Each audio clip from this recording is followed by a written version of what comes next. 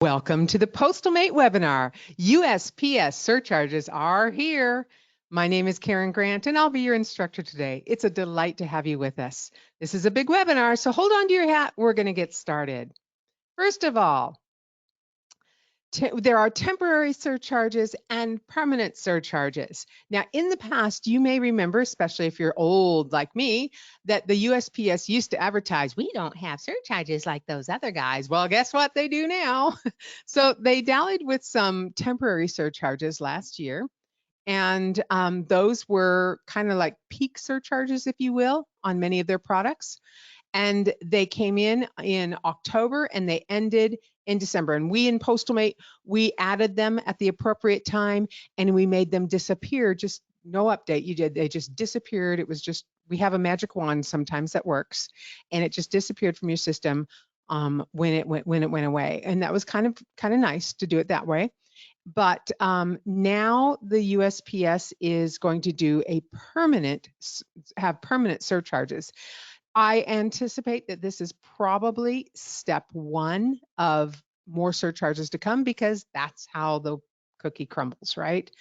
They start with a couple things, and in 10 years, we might be going through a whole list of them. So they are starting with these. It affects these services, but different ones affect different services. So it will be in PostMate. We released an update last week, and that update contains these changes. However, because those changes are not in effect yet, you won't see those changes yet. So we'll talk about that in a little bit. So let's talk about what these changes are. The first surcharge is when the length is greater than 22 inches. It can be a box, it can be a tube, it can be a bag, it can be any type of container at all. But if it is longer than 22 inches, but less than 30 inches, there will be a $4 surcharge. Okay, $4 surcharge. So you need to know this, because your customer is going to go, wait, I just sent that 2 weeks ago and it was blah. Or why is it all of a sudden so much? You know, you need to kind of be able to understand these things. The next surcharge is greater than 30 inches length. So it can be, again, a box, a tube, a bag, or any other container. This is, and by the way, both of these are really going to hit you hard with tubes. We've been sending our tubes post office, blueprints, posters, anything like that. That's going to get you. I know at my store, I'm in Arizona, so I used to send golf clubs a lot. Typically, I would do it with UPS or FedEx more, but occasionally post office and baseballs. Not baseballs, baseball bats, because we have spring training here. So I would have the club coaches come in and send baseball bats frequently. And so we would put them in these square containers that you see over on the left. So these are going to affect your anything that's long. Okay, so then we have also greater than 2 cubic feet. Now, I know a lot of you are not mathematicians, but to get the cubic feet, you divide length, or you multiply length times width times height, and then divide it by, well, if you do that and it's greater than 3456, which is 2 cubic feet, then you know this surcharge applies. Some examples of boxes, but it's not limited to this list. It can be many different shapes and sizes. A 24-12-12, a 16 cube, 24-24-6, which is what I used to throw like a wreath in at Christmas, right? And then a 14-14-18, many, many more sizes. Those that are highlighted in red, by the way, those are exactly 34-56. But remember, if it's a 24-12-12, then that's the inside measurements. You better be entering something closer to 25-13-13. So this surcharge actually is another $15 surcharge. So it's significant. And so you need to make sure that you're measuring every single item. Okay. Now, there is a whammy.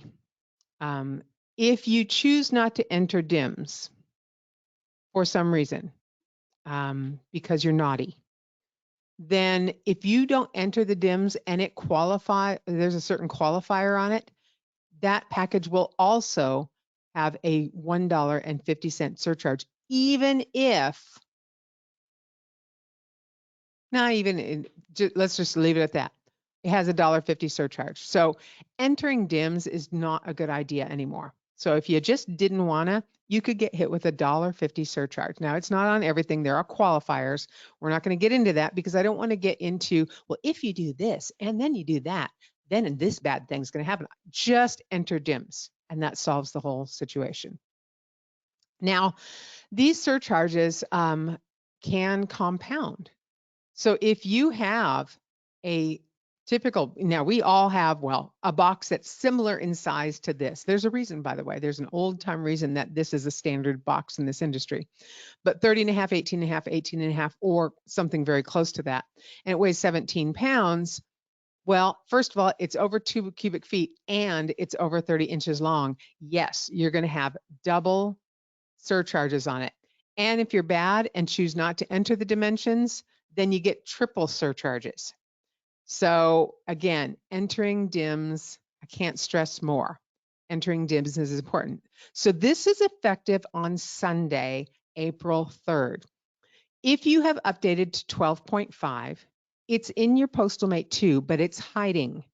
It's like a little bear in his cave and it's hiding. And the bear will come out and roar on Sunday. So Monday, when you open, those surcharges will be there and be effective. It won't happen before then. And at that time on Monday, if you want to upcharge those charges, you can do so on Monday. But you can't do it today because they aren't awake. The bear is not awake. So on Monday, if you want to have an upcharge on those surcharges, they will be under Tools, PostalMate Settings, Surcharges, USPS. Okay. And then let's see here. Let's talk about, first of all, I want to talk a little bit, since we're on post office items, I want to talk about something I've seen happen at a lot of stores. We have had a tremendous amount of turnover in stores. I don't know how many. I'll take a wild guess and say 1 in 10 or 2 in 10 stores in the last 2 years has a new owner. That might be overstating it a little bit, but when you have several thousand stores, that's a lot. It's probably fairly accurate. Sarah will correct me if I'm wrong. But what it means is we have a lot of new owners. And when new owners come in and they take over a store, PostalMate's set up the way the previous owner had it. I have a lot of stores where somebody in the past has removed one of these two services. You have first class package service retail and first class package service. And it was removed simply for the convenience that the previous owner or your current owner didn't want to deal with understanding the difference between the two. But unfortunately, almost every time I see this, the store actually removed the one that gives you the discount. And I don't understand that, because who doesn't want a discount? Why would you want to pay more for the same service? So to be clear, these services are exactly the same service. They're both first class. If you send them both out today, they should arrive in New York on the same day at the same time by the same mail carrier. They just cost different and have slightly different rules with them. So let's take a look at what those rules are. This is me doing weird things. Sorry about this. Let's say your kid needs a lunchbox, and one costs $7.30 and one costs $5.72. And the one that costs $7.30 only will hold 13 ounces of lunch. And the one that costs $5.72 will actually hold almost a pound of lunch. Which one would you buy? Well, that's pretty easy to figure out, isn't it? Cheaper and holds more is much better. Well, same thing goes. Oh, but there is a caveat. There is a caveat. With the cheaper one that holds more, you cannot put a love note to your child in it. Okay, so no love note. Okay, so that was a really weird example, but that's how first class package service works. The one on the left is first class package service retail. You can be for anything you want in it. I mean, that's legal and allowed, but it costs a little more. and it will only you can only send up to 13 ounces.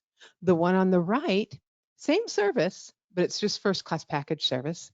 It's costs less. You can put a little bit more. The only rule you need to really remember, though, is that you cannot put a personal note in it. It can have a business note, like an invoice or a receipt or something like that. That's fine.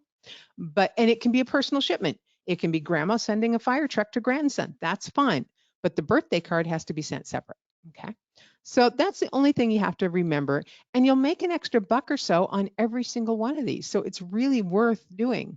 So let's take a look a little bit more closely at the rules between these two items. The first class package service retail is the one that's available at the post office. It's good for only 13 ounces. It can be for business, personal, anything. It's more expensive.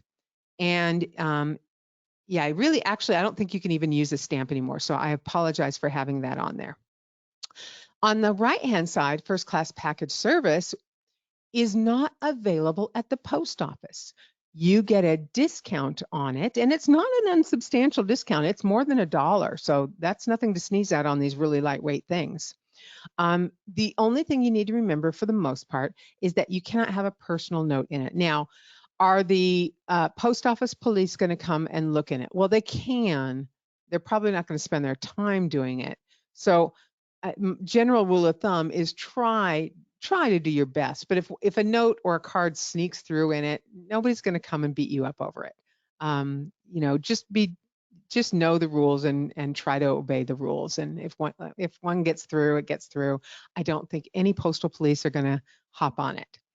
Now, the other thing is there is a size restriction, but remember, these only go up to 15.999 ounces, or on the respective left side, 13 ounces. So it's difficult to get beyond these sizes, which is 22 by 18 by 15 for the lesser expensive one. The only time I've seen people really get beyond these measurements is when they're sending a tube that's longer than 22 inches.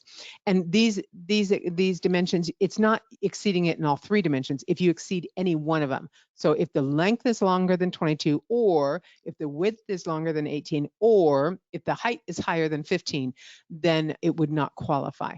Again, entering DIMS, PostalMate's going to do it like magic and not even allow you to ship it. If actually Endicia sends back a message saying it's not allowed. So that's the rules on it. And then this is going back to entering DIMS. And folks, it's just so important to enter DIMS. So I want to show you a couple of examples. The upper left, and I'm hoping you can see this. And I tried to make it as big as I could to show both screens. But on the upper left, I'll spell it out here, has no dimensions entered. And so I want to point you into a couple of directions here. I want you to look at a couple of things. First of all, this is a 13 ounce with no DIMS. So it also allows you to send a first class flat because you don't have DIMS in. And you have first class package service retail and first class package service. So those two, and you can see one's cheaper than the other. First class parcel select ground at $11.24, yada, yada. You see the deal. On the lower right, we're going to it's the same weight, going to the same place, but I entered dimensions, and it's a 12 by 12 by 13 box. That did a few really important things. First of all, it took away the option for a first class flat, because a first class flat has to be a flat, and a 12 by 12 by 13 doesn't qualify. Next thing it did was it increased the price appropriately on these parcel services, Parcel Select Ground, Priority Mail, and Priority Mail Express, because now we're into the larger sizes and it needed to increase. So you wouldn't accidentally undercharge your customer. And then finally, I want to show you on this the example between these two first class services. So let's go back up to the upper left. USPS, this is the retail one, probably the one most of you use most of the time. And I'm charging $10.43 in this example. You can charge whatever you want. My cost on it is $7.30. So I'm making $3.13. Now, if your customer had a choice between paying $9.55 or $10.43, which one would they choose? Well, they would choose $9.55. So let's go over and look at this when I highlight $9.55 in the lower right. My cost is only $5.72. But here's the important thing. My profit is $3.83. My profit on this one was $3.13. So I am making 70 cents more, and it's costing my customer almost $1 less. That's a win-win in my book. Okay. So you would have, it all depends on how you set your rates, but there is a way to make it so that this service costs your customer less and you make more. You can, of course, also make it so that it costs similar. You'll never get it to match exactly because it's a different rate chart, but you can get it to be more similar if you want. Just giving you some ideas. I'm all about, for those of you who haven't been on the webinars before, I'm all about you guys making more money. And I know, and you know, that little dollars matter. Little dollars add up to big dollars. I spoke with a lady this week who is a UPS authorized shipping outlet in her community, and it had basically shut down for COVID. The community had for the last couple of years, and she was almost the only entity that was open. And last year, just her drop-off compensation was $12,000 for UPS. Now, I don't know about you, but I think that's a lot of money. Many of you have even more than that because you're in bigger places or have more drop-offs. I think that's absolutely fantastic. But that's little money. Each one of those is a little amount of money, but it adds up. And for her, it added up to $12,000. Now, you're never going to send 15,000 first class packages. I understand that. So you're never going to make $12,000 dollars on this scheme here. But if you do this with almost every setting you have, every time you know, everything you can, if you optimize your rates, then it's just going to all add up. And that's what I really want for you is as long as you're open and trying to make a living and everything, let's optimize in every way we can and make you as much as we can. Okay. Let's see. Endicia issues. So things that we're seeing with Endicia that we wish we weren't seeing. Many of you may have already experienced this. So randomly, Endicia is turning off your service called First Class Flat International.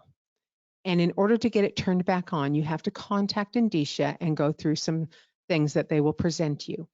I want to take a quick poll because we hear about this a lot from our customers, but we don't know how common it is exactly. So please participate in this poll if you have a current open store with PostalMate. Here we go. Just click that. Has Endicia turned off your first class flat international service sometime in the past, I don't know, year, let's say year. I think it's been about 6 months since they started, but has it happened to you is what I'm looking for. And so go ahead and vote on that for me really quickly. And we're going to close that poll and I'll show you the results. We're going to close that poll in 5, 4, you would know because you'd have to call Endicia. 5, 4, 3, 2, 1, close. Okay. Wow. I didn't realize it would be so many. Okay, so we had almost 200 people voted, and we have more than half of you have had it happen. So they do turn it back on. I think now, originally we were told you would have to sign some things to get it turned back on. I don't know if that's still true. I think it is. You'll have to ask Endicia why they do it. I'm not going to get into the politics of it. There is some politics there having to do with the post office, but nevertheless, and by the way, you don't have to do anything wrong to be randomly chosen. Okay, so it's just your lucky day. But I wanted to find out. So that is happening. So if it hasn't happened to you, I want you to be aware, and you'll get a message that says First Class Flat International is not enabled for your account, and that's how you know. You're welcome to call us up, but all we're going to do is tell you to call Endicia because we can't change it. It's an Endicia thing. All right. Other things. Let's see. Let's see what we got here. USPS international issues. Okay, here's what we know. Service alerts. I want you to get your phone out and I want you to take a snapshot of the fall of this screen when I get it all up. So I think it's this screen. Yep. these three things. I want you to Google these three things and then bookmark the result. So first is USPS International Service Alerts. Second one is APO, FPO, DPO restrictions. And the third one is and you can put USPS, Index of Countries and Localities. Take a snapshot of that so that you can later go back and Google those things and then bookmark on your workstations these three things, and it'll make it really easy. So let me tell you what they are. This first one is going to tell you what issues the post office is having in delivering to certain areas. And where that's important is there's still like a dozen countries that won't allow any mail packages in, and maybe no mail at all. But this would be like, it would also have sort of limitations. So for example, Australia. Australia will not allow priority mail right now, but it does allow priority mail express. So things like that are going to be in there. APO, FPO, DPO restrictions is really important. Often you find yourself sending to a military personnel overseas, and it's going to an APO, FPO, DPO. Just so you understand, the post office does not take it overseas. The post office takes it to the local port, whichever one is assigned by the address. And then the military, it's loaded onto military boats or planes, and then the military transports it to the soldier. Okay, so really and that's why it's a local, that's why it's a local zone. That's why it's not an international service, is because the post office is not sending it international, and no foreign country post office ever touches it. All right, so, but what you need to know is there are restrictions by zip code, and those are not in PostalMate and they are not in Endicia. Okay, and it's because those change randomly at the military's whims. For example, many years ago, 1992, when the first Gulf War started, America exploded with sending care packages to soldier. And back then you were allowed to send a care package to any soldier, and they were taking it.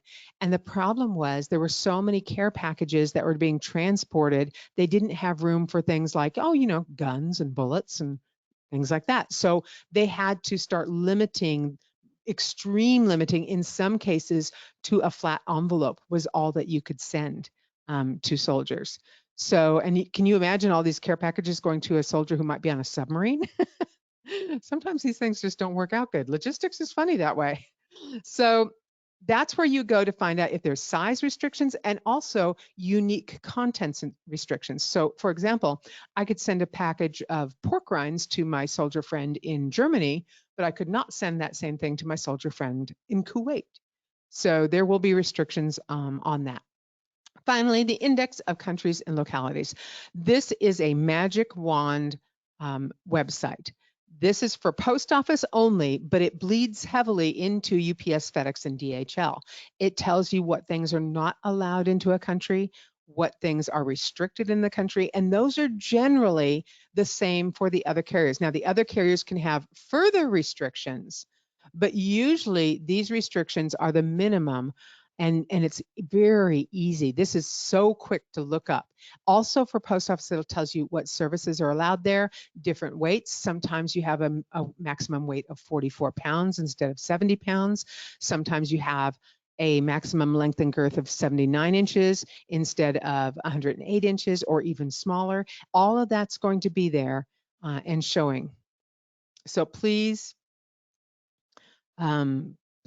go ahead and take a look at those items. And Debbie, I'll try to remember that. I'm hoping I'll remember that at the end. Okay. Bonus information. I have often gotten this question in webinars, and I finally took the time, since we're focusing on post office this week, I finally took the time to look up the information. So here's the question, and I don't have a poll for this. Are you guys still on the, hold on. Oh, I didn't share that with you. I'm so bad. Okay. So with the envelopes, I have been told by many of you that your post office does not allow a padded envelope or a bubble mailer to be considered a first class flat. They consider that a first-class package or a priority mail. They won't consider it a first-class flat. And that didn't jive with the rules to me. But I never had time to dig down into the rules and find out, was I right or was I wrong? And so it turns out I was right. But if your local post office is not accepting first-class mail, bubble mailers, as a first-class flat, and it fits the proper criteria for a first-class flat, and that's really important, then you can correct them. Now, will they change their minds because you correct them? Probably not. So you have to decide on how much you want to struggle with them and try to get them to change. My guess is that you're going to have to make a hard call on whether you're going to change or they're going to change. But I'm going to arm you with information in case you want to try. So if you have not been to our website help center, and we're going to try to go there in a minute, it looks like this. And the help center really is amazing. So for example, let's just type in padded. And the first thing that comes up is first class flat padded envelopes rule. And that's the one you want right there. See that? And then the rules pop up, and the rules are actually quite a bit longer than this, but you can see in the upper right corner, you can print them out. And this shows you that a padded envelope can be included as a flat. So those of you who thought you could and got chewed out by your post office, you were right, they were wrong. So again, you're going to have to decide on whether or not you're going to argue with your post office or not. So the main contents of this webinar has ended now, but we're not finished yet because I promised you in the fine print of this webinar to give you a sneak peek on some things that are coming in PostalMate later this year. Please don't anticipate any of these things very soon. Some of these things are extremely complicated that we're doing. So without further ado, here is a sneak peek of things to come. Shh, don't tell anybody. First thing is what we call dynamic rating. Right now, every time a carrier changes rates, we have to send an update to your computer with all those new rate charts. And then you have to go in through what we call the quick rate setting utility and go through this wizard of making sure your margins stay the same and all these other things, making selections, and then hoping and crossing your fingers everything's right in the end. The problem is back in the day, and I can promise you, because I'm really, really old, when I first started in this industry, the carriers only changed rates about every 3 years. I kid you not. And then I want to say in the early 90s, mid 90s, they started doing it every year. Now it is not uncommon for it to be more than one time a year. And in fact, Post Office this year has 3 changes. They have the January change, they have this change, which is a surcharge change, and then they have another rate change in July. So we'll have to have an update for them in July. Many of the carriers, even UPS and FedEx, even DHL one year did multiple in the same year.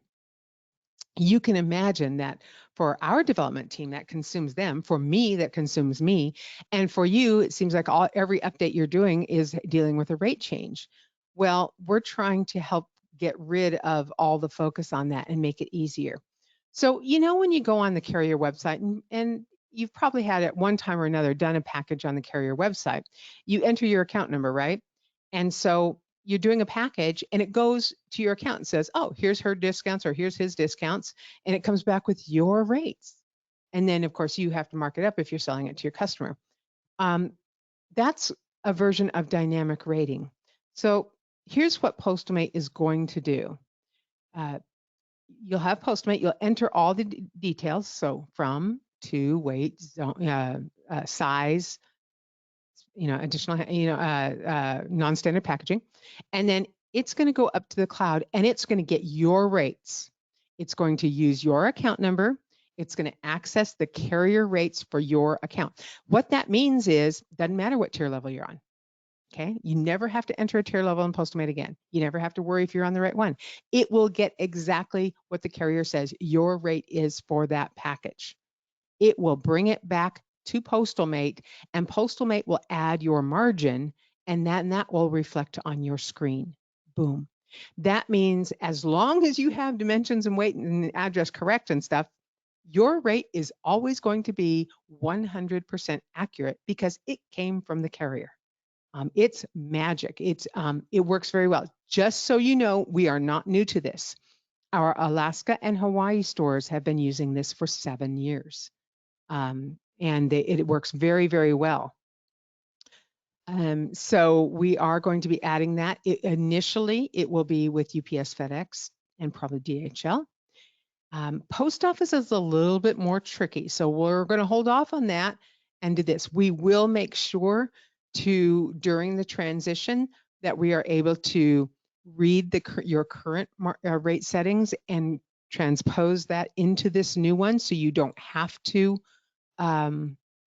reset anything. But I am also working with development on giving you some easy options for increasing or decreasing your rates without having to go into a whole thing. So I know that, for example, just before the holidays, many of you really want to increase it by 10% or 20% or 5% or $2 or whatever. I'm trying to make it so that can happen. Maybe some of you think, gosh, I've had a lot of complaints on my FedEx ground lately. I wonder if I could just decrease it by $1 or decrease it by 10%. I'm making it so I'm trying to make it. I'm working with development. They're very good with me, by the way, very patient with me because I ask her a lot, and so we're looking at very easy ways to do that. So I don't have a lot of details yet because the how-to part is still in works. It's a lot of back-end work that we have to do. But we did have a group of stores that helped us out with initial questions on and a look at it, and we're very grateful to them. So we're looking very forward to bringing that to you. And then when it comes to rate updates, unless there's a new surcharge, there's really nothing for you to do. You have your margins in your PostalMate. Now, in December comes, yesterday, the rate was $12.56. Today, the rate's changed. It comes back as $13.21. It's still going to add your same margin, and you're going to have your new rate. There's nothing to do. So no mistakes with rates. So that's kind of where we're going. Okay, more cool things. When sometimes you have a master and an auxiliary, and you update your master one too far ahead of the auxiliary, and then you go to update the auxiliary and it says it can't because the master is too far ahead of it. Oh, well, we're going to make it so that that issue will go away. If you get your master updated 2 or 3 ahead of your auxiliary, so what? You'll just be able to update your auxiliary too. So that's coming later this year. That's kind of a pain point. It takes some pretty good development on the back end to make it, because it's easier to do it in cycles, master first, auxiliaries next, master first, auxiliaries next. That just makes sense. But let's face it, when we're in our store and we get busy, we forget about doing it in order. So we're going to take that pain away, because that's a pain for our support department too, because we have to log in, and frequently it takes 30 minutes to get it all straightened out and updated, maybe even longer. So we're trying to get rid of that kind of stuff for you, make it as simple as possible. So that's coming later this year. And then finally, this one I need a drum roll on this one. This one's a big one. UPS it says may, but it will auto-populate tracking numbers into the UPS access point from PostalMate. You'll enter it in PostalMate, and it will automatically go into the UPS access point. So that's a feature that we anticipate later this year.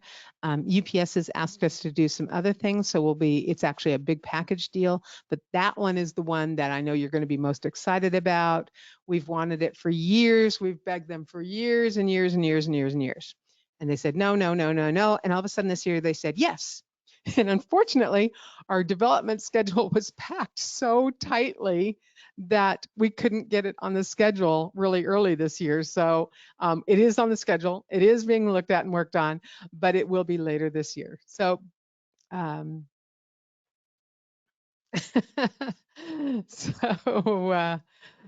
We are very, very excited for that. So let's go to the final slide, guys. And this is where you get to stump the Karen, because you will. Everybody does.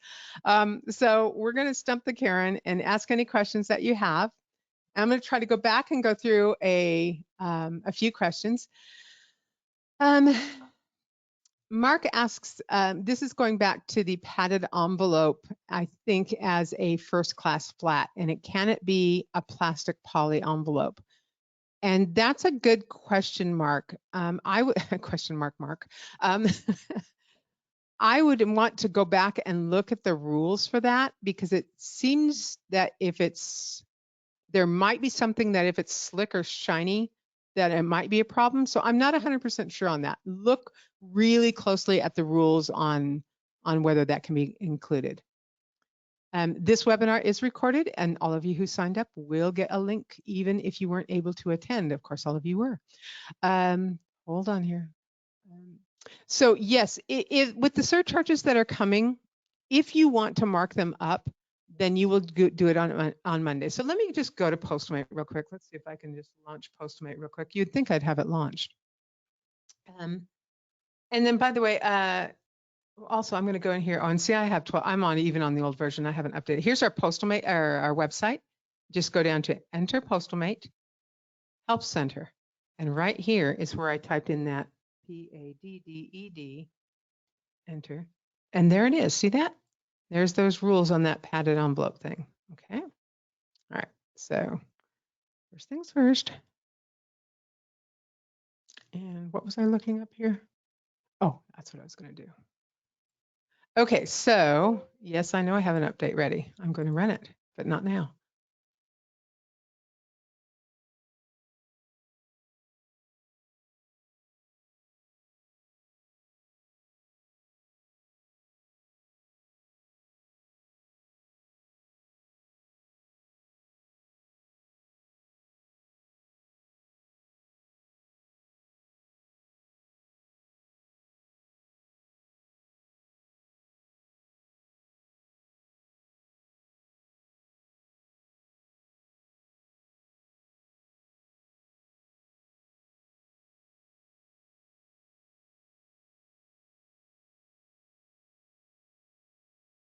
Me.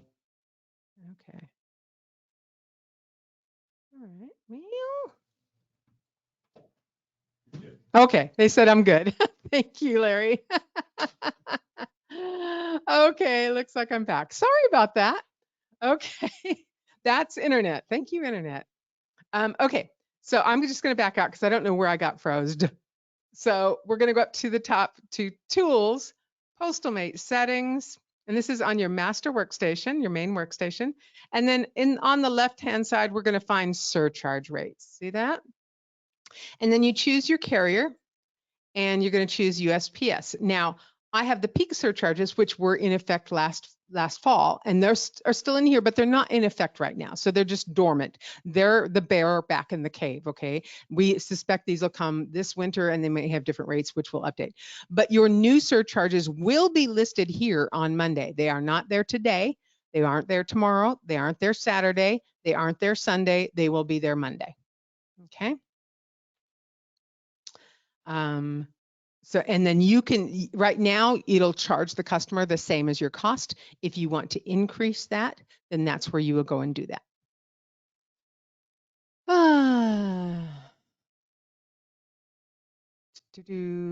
Probably never, Edgar. That information is kept on the master.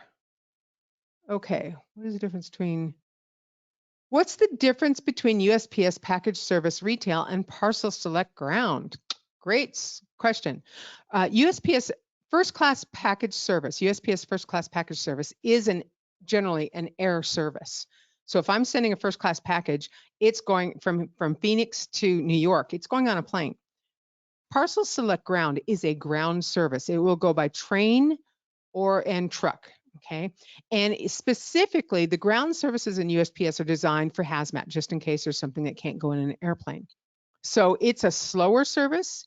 It is for generally larger packages, and it's and it's cheaper than priority mail. You do not get discounts on it. I'm not a huge fan of Parcel Select Ground. I'm even less of a fan of Retail Ground. I would never have that on my workstation. My account, most of you have an account that doesn't allow for Retail Ground anyway, so it wouldn't be there. But some of you guys are writing books, and I can't stop and read a whole book. I'm sorry. Does PostalMate support UPS SurePost?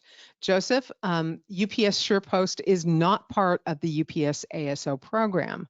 So no, it has to be part of the ASO program to be be available in PostalMate. We are specifically designed for the authorized shipping outlet programs for pack and ship stores. I know that some of you may offer it, but that's outside of your program. Go ahead with any other questions. Oh, is the David? Yes, and I'm not even going to respond or mention that because it's a franchise.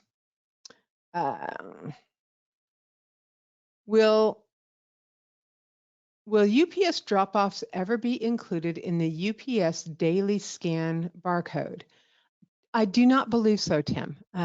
So what he's talking about is when you do a carrier pickup for post office and you get the scan form, drop-offs are not in that. Only packages you created with Endicia with a barcode are included in that. And the reason is because Endicia is the one that creates that scan form, not PostalMate. Well, Endicia has no idea what your drop-offs are. Why would they care what drop-offs you have? That's not information that's given to them. So that is the reason. Oh my gosh, it's going quick. Where do we add? Oh, Daniel asks, this is a great question. Thank you for that. You might have noticed, let me see if I can get to my screen. Come on, I'm sorry, it's a little slow. It's probably that internet issue we had earlier. Okay, so I'm just gonna go quickly over here and go to New York City. And let's say it weighs 5 ounces. And I want you to see on USPS, I've got all these words in here, and you can say, for example, for business use only, no cards. Actually, I would not say for business use only. It's really just no card, no letter. So where would I change that? Well, let's go change that together, actually. And so let's do that. And so to do that, again, this is on your master workstation only. You're taking notes because this one is long instructions. So you're going to want to take notes and please abbreviate. We're going to go up to the top upper left. We're going to go to Edit, Shipping Carrier, scroll down, United States Postal Service, click Edit. Find that service. So that's going to be way down. This one I happen to know is at nearly the bottom, second from the bottom. Then I'm going to click Edit. And then click on the Display tab and you'll see. And I'm going to get rid of for business use only. Come on. Actually, I'm just going to put no personal correspondence. And it is definitely limited by characters, guys. So maybe I'll do this. Personal, personal. And then I'm going to come down here.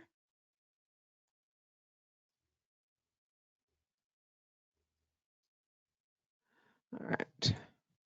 No personal correspondence. Click OK. Close. Let's go back and do that same package.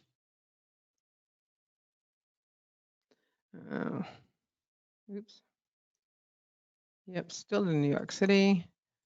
Still 5 ounces. And mail. And there we go. No personal correspondence, like magic. And Teresa, your post office is right on that.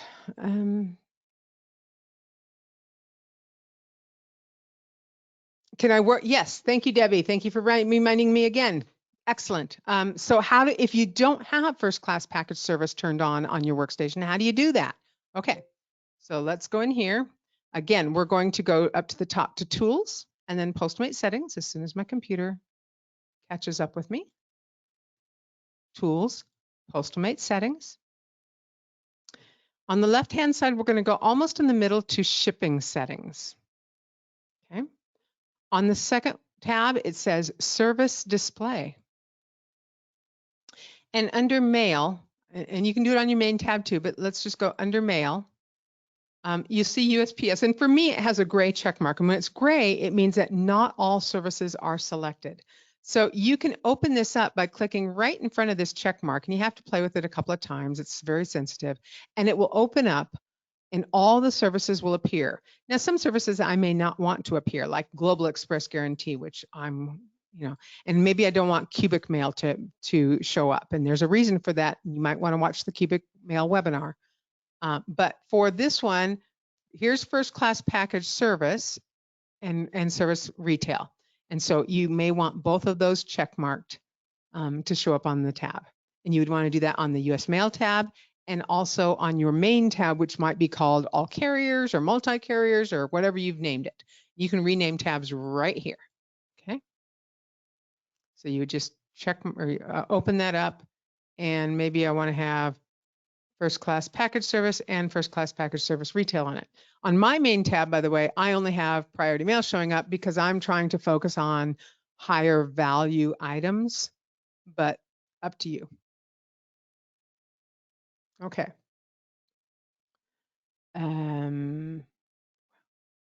What margins do you use for first class package service? Who asked that? Danielle again. Boy, you've got a lot of good questions.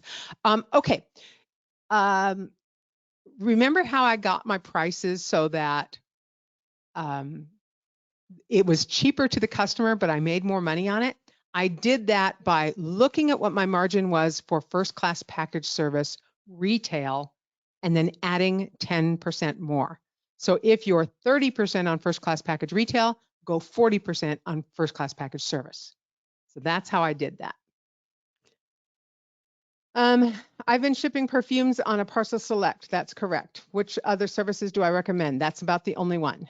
I'd like not to use Parcel Select. Well, if it's a single bottled perfume, you can probably get away with it on an airplane, but it's not recommended, especially if it's a big perfume. And if it's a bunch of perfume, absolutely must be ground. There's hazmat, and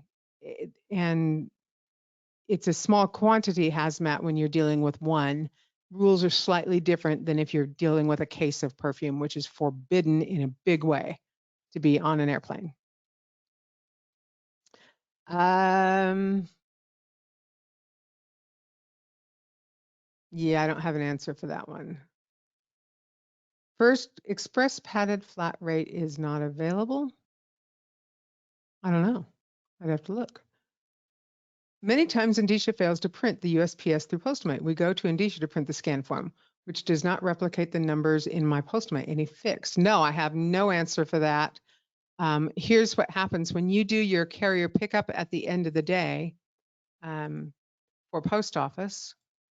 Come on, PostalMate, catch up with me.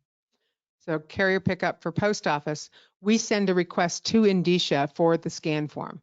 Endicia gets it and sends it back. My guess is maybe it's timing out. Maybe Endicia is slow. Maybe your internet's slow. Maybe something in between you and Endicia is slow, and it's just not coming back. Occasionally, no, it's not even occasionally. A number of times we see periods of time where Endicia has issues getting that scan form back to PostalMate. And that could be still timing out, but it could be on their end, that some process on their end is taking longer. You can always get your scan form from Endicia. They're the ones who create it in the first place. So if PostalMate does not print it out, you should be able to get it directly from Endicia, and it should match all the packages that you've created a barcode for in PostalMate, unless you do something weird. If it doesn't, I could not begin to tell you why, because I am not privy to how Endicia creates that. I mean, it should technically be the same report.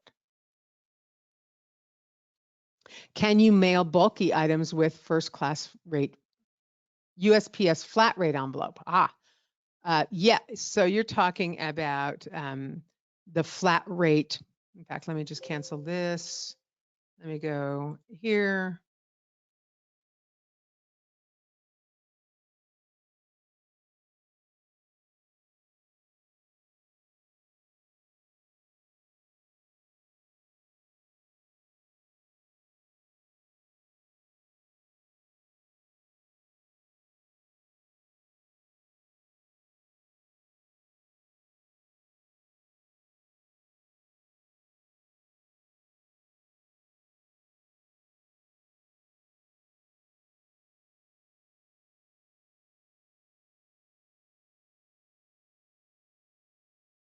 Yeah, the cardboard one. That one. That one. That one. Yeah, that one. So yes, you should be able to, as long as it seals properly without extra help. Okay.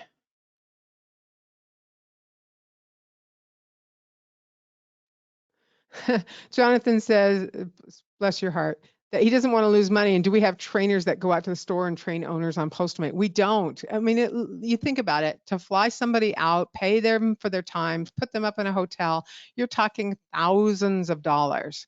The easier way to get a similar type training is to attend one of the major events. So for those stores not in the Annex Brands group, that would be the RS Expo that's coming up at the end of May. We start training on, I believe, Wednesday. And we will have about 15 classes in total. We will have all of our major trainers there. You will have time to ask one-on-one questions. There won't be time for one-on-one instruction, but one-on-one questions and tons of classes, including some classes on rates and rate settings. So if you're not going to that, I'm going to say shame on you. Now, please take that in the spirit it's intended. Some of you have legit reasons for not going. I get that, but that opportunity only comes up every 18 months. We do some regional trainings throughout the country also. This year we have New England area that we're going to be doing, and San Diego, and possibly one other place. So, because I may have forgotten one. But those two locations, later in the year, that'll be announced. And Joanne would pay. Okay, Joanne, I'm going to, for $100,000, I'll fly to your store and I'll spend a whole week with you. Okay, maybe not that much, right? Oh, thank you, Mike. Charlotte, North Carolina is another place we're supposed to go this year. So we will be sending out notifications, and those are on the weekend. So when your store generally is closed. So most of the training is done on Sunday, some on Saturday, late in Saturday. So, oh, I can't freeze. I'm not allowed to freeze. Somebody asked how Henry's doing. Henry's doing wonderful. He's enjoying retirement. I hate him. I'm totally jealous. Okay. And he's golfing way too much. Will packages we ship in our stores after the post office picks up on Saturday incur the new surcharges? No. So you're going to have to watch that. Just bear in mind, the post office is really good about giving a grace period. And when they invoke new rules with new rates, they usually have about 3 or 4 days, sometimes even 5 days, where they're just not going to throw a postage due on anything that was involved in the rule change. And they know that things get dropped off in mail drop boxes and post office. They get that. So don't freak out about the whole Saturday, Sunday, I'm closed, I'm open. What if, what do I do with this package and that package?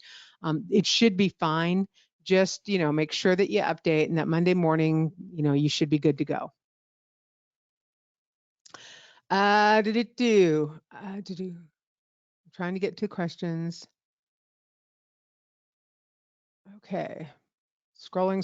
Looks like we went through most of the questions. I'm sure there were questions earlier. It scrolls down, guys. And so if I missed a question a long time ago, and here's what happens when I freeze or there's a hiccup, everybody starts telling me there's a hiccup. And so your question goes way off the charts and I'm not able to see it. So I apologize.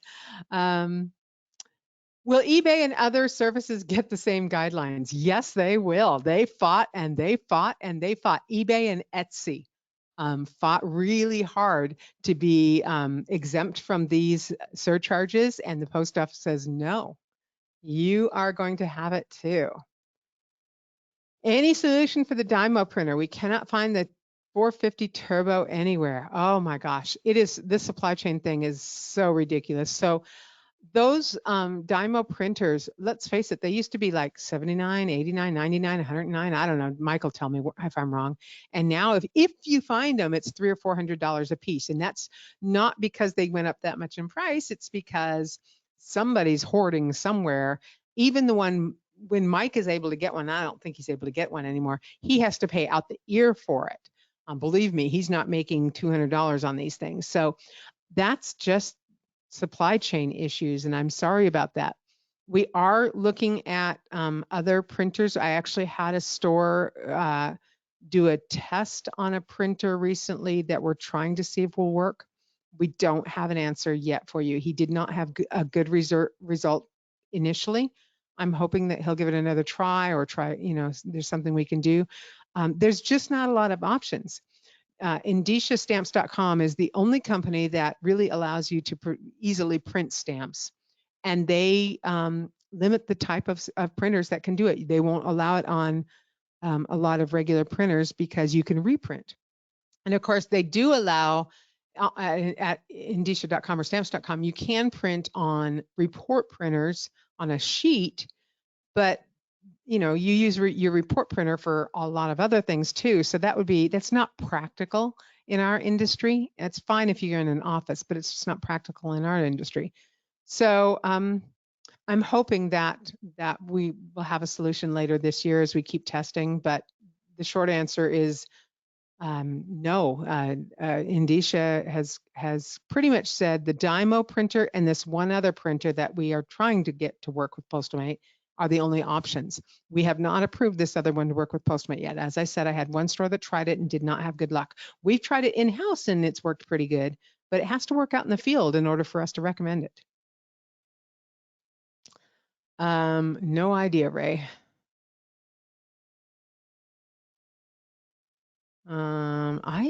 Yeah.